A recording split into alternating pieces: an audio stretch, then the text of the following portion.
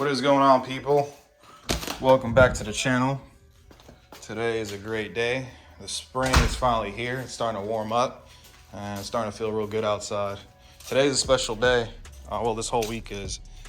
So we're going to do something to the M2 competition.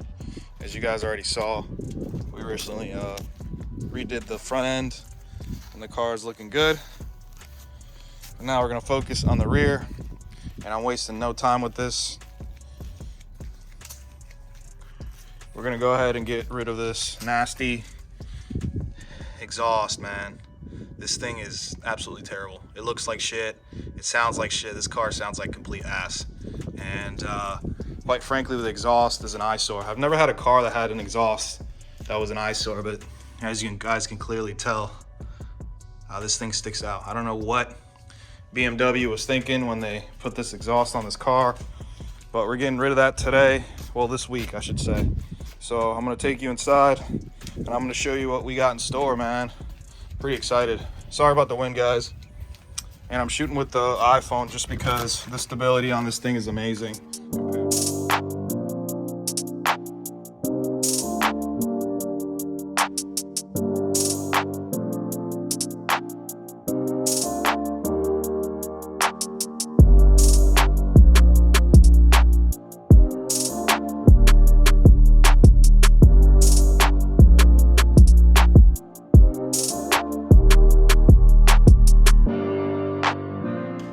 So here we go. We got everything laid out, and I'll start with the EL, equal length. So this obviously is from Active Autowerke, and went ahead and ordered pretty much everything from the mid-pipe down. So on the left right over here, you'll see the EL, this crazy looking thing is called an equal length mid-pipe. And basically, so the issue with these cars is that the two turbos, to my knowledge, at least from what I was able to find out and was told, they are not sequential. So with that being said, the turbos are always basically pushing boost. So the car just has this very nasty vacuum cleaner kind of sound. And the current mid-pipe on there is unequal length. And this makes it equal length, which is why you see that crazy design. And these guys, to my knowledge, they have a patent on this, because I don't think I've ever seen anything like it before. But this stuff is real quality stuff, man, and it comes with everything. So that's the mid-pipe right there. And I know you guys always like to know the price.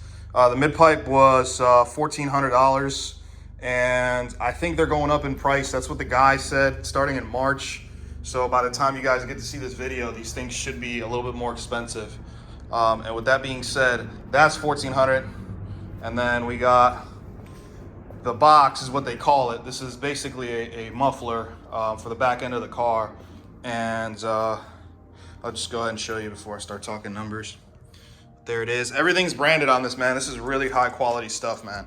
For being just a stainless steel exhaust, everything's branded. And this is a valved exhaust. So this was the second reason why I chose this, is because this utilizes the factory valves. So I know the Valvetronic requires like a little remote and all this stuff, and I didn't want to do that. So this is a great option. So it still utilizes the modes on the car. So you press the button, Sport Plus and all that, and it'll just use the factory valves. You just got to pull them off and put them on. But this is essentially the back end. They call it the box, which is basically a muffler. And these are the pipes that hook up to the equal length over there. And it came with tips and all. I don't want to unbox them because I don't want to scratch them. So I'm just going to leave them alone. I didn't opt for anything crazy. I went ahead and got just the regular brushed ones. I didn't feel like dropping $500 on carbon fiber tips. It's just not worth it to me. And yeah, so the whole system overall was about $3,800. So the EL, as I stated before, was $1,400, and this was, I want to say, $2,300, and then $100 for shipping. And the guys were nice enough to provide a free t-shirt, so I appreciate that. And these are the things for the valves. And and it comes with a brace. So this goes underneath the mid pipe. But yeah, guys, I'm pretty excited over this, man. I've never been this excited over exhaust. I really think this is going to change the car overall. The M2 is such a nice car, and there's not too many flaws with it. And with that being said, like, it's difficult to find anything wrong with that car, and this being one of the biggest things that just everybody just dislikes. But yeah, let's get to it. All right, guys, what's going on? Welcome back. It's been a few days, and we're getting ready to head over to the shop to have this exhaust installed. As you can tell, this little M2 can be practical after all. But yeah. So we're taking it over to the shop because they have a lift and all that stuff, and I don't want to have to do this on the ground. Better footage for you guys and everything else. So, all right, we're here, laid out. We had some issues, but we had to basically jack it up from the diff in order to get this bad boy up. And pretty soon we're about to go up. All right, we're finally in the air, and this is how the stock system looks. And everything still looks pretty new, so shouldn't have any issues. I am going to be reusing the gaskets from this one up here. Everything else is here, though. All right, guys, got the diaper, as everyone calls it, off, and this should be pretty nice because we're getting rid of these secondary cats and that resonator as well. As you can tell, the new setup does not have that. So this is what they look like simultaneously. All right, we're finally finished, and this is what the final product looks like. You guys are getting that super wide angle. Overall, it wasn't too bad. The biggest thing that I could tell you is for these clamps right over here, go ahead and put some WD-40 or PB Blast before you even start torquing them down, because these are a pain in the ass to break through this this Loctite stuff that they put on there. These are just some cheap clamps, honestly. I wish they would have just fucking gave us the little nuts on the end. It would have made it a lot easier. Another tip is to get one of those adjustable pliers or wrenches and put that on there and hold it. But yeah, this took a while, and getting the jack or the car lifted up took a while too, but overall it's really not that bad. Here is final look, clearance and everything.